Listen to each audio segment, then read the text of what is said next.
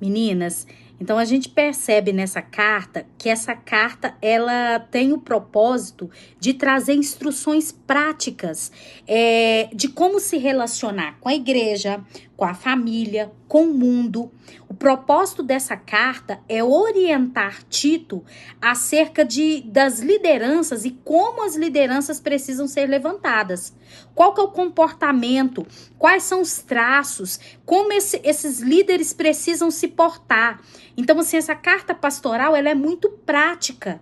Ela vem te dando indícios, ela vem te dando aí orientações de como se portar e de como um líder deve ser dentro da igreja. Amém até aqui? Vamos iniciar? Eu peço ao Espírito Santo de Deus que ele seja lâmpada para os nossos pés e luz para o nosso caminho. Que ele nos tome pela mão e caminhe conosco no entendimento dessa carta. Que toda construção de pensamento errada, que toda heresia, que todo engano, que todo dolo seja destruído pelo poder da palavra. E que o Senhor possa derramar na minha vida e na sua vida discernimento. Amém?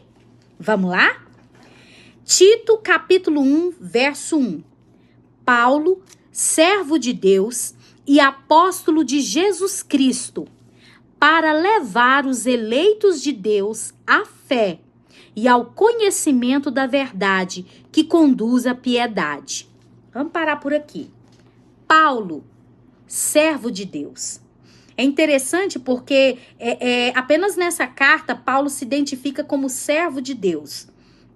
Geralmente ele se identifica como servo de Jesus Cristo, apóstolo de Cristo Jesus, mas aqui ele diz que ele é um servo.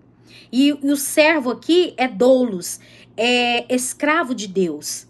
Então aqui ele já diz que a vontade que ele faz é a vontade de Deus. Esse termo servo aqui é o mesmo termo utilizado no Antigo Testamento para aquelas pessoas que eram levantadas por Deus para uma tarefa específica.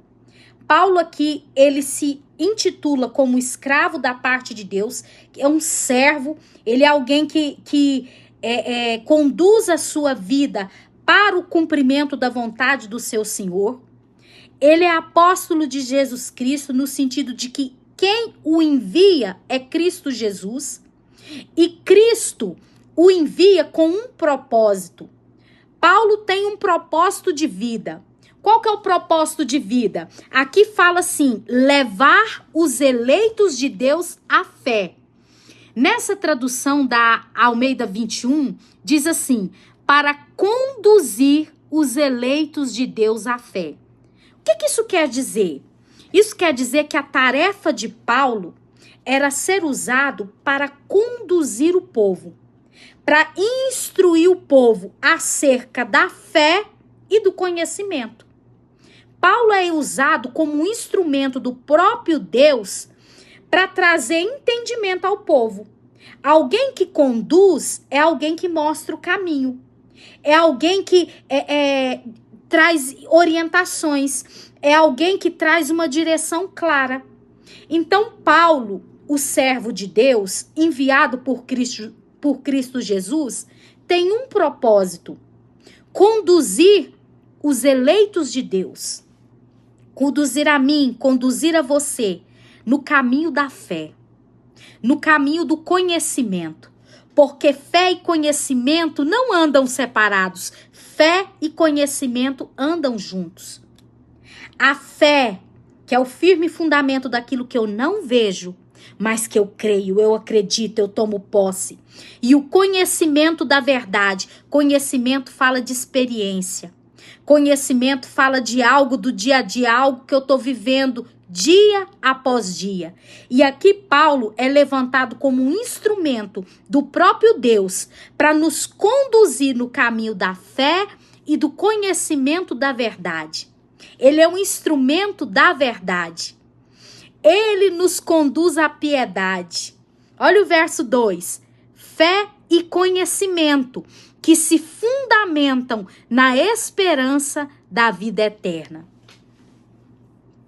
Paulo foi chamado por Deus para conduzir os seus eleitos num caminho de fé, num caminho de conhecimento, mas essa fé e esse conhecimento não é aleatório. Não, tem fundamento, tem uma base sólida. A base sólida da fé e do conhecimento que Paulo usa para nos conduzir no caminho de Deus é o quê? É fundamentado na esperança. De quê, Roberta? Vida eterna. Paulo é usado por Deus para nos conduzir num caminho de fé, num caminho de conhecimento, e a base disso tudo é a esperança da vida eterna. Por que eu transito nesse caminho de fé e nesse caminho de conhecimento da verdade? Porque o final desse caminho é eternidade com Deus. Quem trilha nesse caminho, o final dele é uma eternidade com Cristo Jesus. Amém até aqui?